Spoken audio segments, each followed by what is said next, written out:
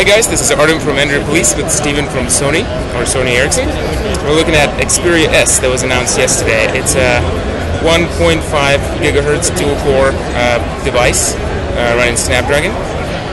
And it has, here are all the rest of the specs. It's NFC enabled, it's noted here. It comes with a 32 gig, was it, internal storage? Yeah, you have 32 gig internal, correct. And unfortunately there's no Microsd expansion slot, so you're stuck with a 32 gig here. Why don't you talk a little bit about the phone and how it's different from the Ion? Okay, well, the Xperia Ion and the Xperia S have much more in common than they have differences, so let me address those few differences. The Xperia Ion is an LTE product, whereas the Xperia S is going to be a HSPA Plus product.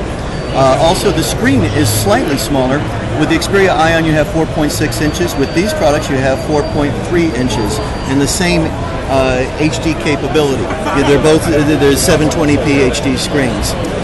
Another thing that is a difference between the two products, and you already mentioned the memory there, but the design is something that really separates them.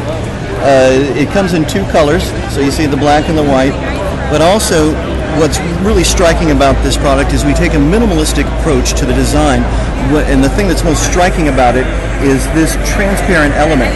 That not only is transparent, that would be cool enough all by itself, but the fact that it's also illuminated, let me power on and off there and you see how it glows there, sure, kind of makes the HD screen kind of float and suspends it there. And I think this is something that is going to be immediately recognizable and identified with the Xperia line. And this is the first product in what we're calling the next NXT series of phones for 2012. So a beautiful design throughout with a matte finish on the back. A nice, real smooth finish, and not only beautiful, but feels very comfortably in hand. The camera specifications are the same as what we mentioned with the Xperia Ion. So you have the 12 megapixel camera, and in video mode it's going to give you 1080p, and on the flip side there, your video camera on the front is going to give you 720p. And all the other great things that we mentioned about the Xperia Ion, about having the Friends application, and about having music unlimited and video unlimited in the device, are going to be available here, so you have that great content story from Sony, and the fact that it is PlayStation certified also. So again, there's so many things that are in common with the two devices rather than the few things that separate them. The same fast capture capability too in the camera as well. So taking from your sleep mode to your first shot in 1.5 seconds, and from shot to shot in 1 second or even less. Let's do a quick demo of it again, shall we? Sure, with the capture capability? Yeah. Okay, so again, a dedicated camera button. So when I go into camera mode, we're just going to take a few shots and see how quickly we can get them off here.